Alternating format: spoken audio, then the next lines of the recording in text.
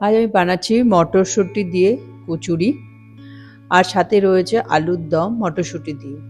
আপনাদের সবাইকে জয়শ্রী কড়াই কথাতে স্বাগত জানাচ্ছি। এই মটরশুঁটির কচুরি খেতে বেশ ভালো লাগে, এবং আমার দেখুন প্রত্যেকটা কচুরির মধ্যে মানে পুরটা পুরো ভরাই ছিল, আর কচুরিগুলো বেশ ভালো ফুলেছে।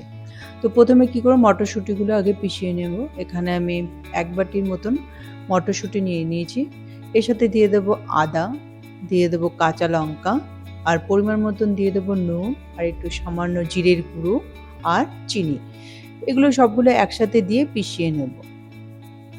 দিয়ে দেবো সামান্য একটু জল।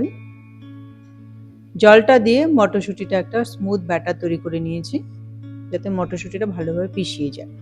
এবার একটা প্যানে দিয়ে দিলাম সামান্য একটু তেল। তেলটা গরম হয়ে গেলে দিয়ে দিলাম একটু হিং। হিংটা দিয়ে এই পিষিয়ে রাখা মটরশুঁটিটা দিয়ে এটাকে ভেজে নেব। এটা মন্ডর মতন তৈরি করব, যেহেতু জল দিয়ে এটাও পিষিয়ে নিয়েছি। তো একটু মটরশুঁটিটা একটু একটু কষিয়ে ভেজে নিতে হবে। মটরশুঁটিটা ততক্ষণ অবধি এটাকে কষিয়ে ভেজে নিতে তুলতে হবে যতক্ষণ না অবধি প্যান থেকে ছাড়ছে, ততক্ষণ অবধি একটা মন্ড মতন তৈরি না হচ্ছে। দেখুন প্যান থেকে ছাড়তে শুরু করেছে, একটা মন্ড মতন তৈরি হয়েছে। তো এটাকে আরেকটু সময় নিয়ে করতে হবে। যত টাইট হবে এই মন্ডটা তত বেশি ভালো হবে মটরশুঁটির কচুরিটা। দেখুন আমার এটা মটরশুঁটিটা হয়ে গেছে। এবার একটা থালায় নিয়ে এটাকে ঠান্ডা হতে দেবো। তারপরে এই ঠান্ডা হলে পরেই এই পুরটা আমি ভরবো কচুরির মধ্যে। একটা লুচি যে আমরা বানাই লিচি, তার মধ্যে ঢুকাবো। তো আমার এদিকে এটা ঠান্ডা হতে থাকুক, আমি একটা তৈরি করে ময়দা মেখে নেব। এখানে আমি আটা দিয়ে বানাচ্ছি, আমি এখানে ময়দা নিয়ে নিই। এখানে 2 বাটি মতন আটা নিয়ে নিয়েছি। এবার ময়মের জন্য দিয়ে দেবো পরিমাণ মতন নুন আর তেল। প্রথমে দিলাম 1 নুন।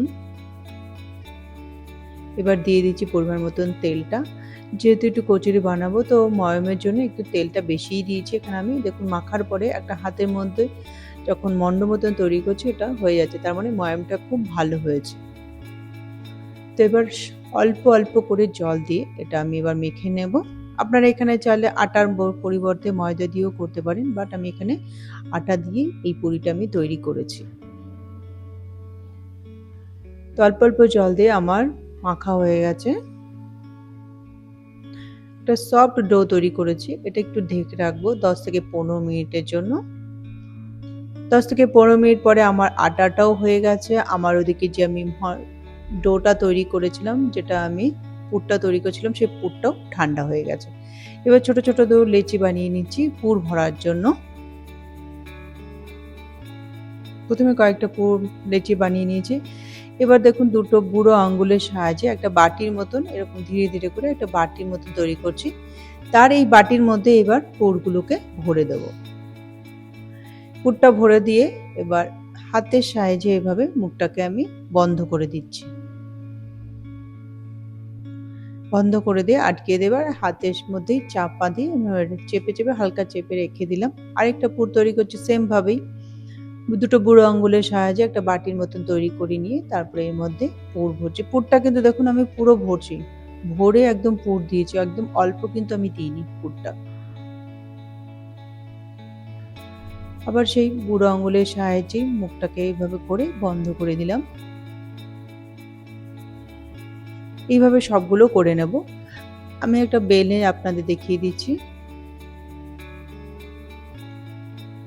আলতো হাতে এটাকে বেলতে হবে, বেশি জোরে চাপ দিয়ে বেললে কিন্তু ফেটে যাবে।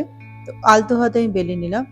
আগে থেকেই আমি কড়াইতে তেলটা দিয়ে রেখেছি, তেলটা গরম হয়ে গেছিলো, ওর মধ্যে গরম তেলের মধ্যেই আমি দিয়ে দিলাম।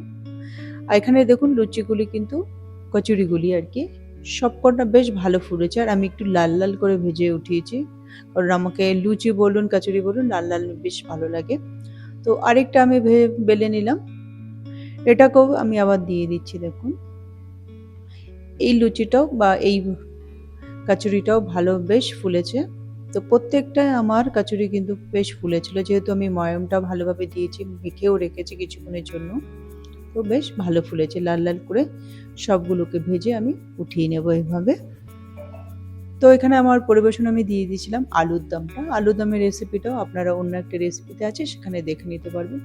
যদি আপনাদের এই ভিডিওটি ভালো লেগে থাকে অবশ্যই একবার লাইক, শেয়ার ও সাবস্ক্রাইব করতে ভুলবেন না। ভিডিওটির বেল আইকনটি টিপে দেবেন। অবশ্যই একবার আমাকে সহযোগিতা করবেন এই ভিডিওটি শেয়ার করে। ধন্যবাদ।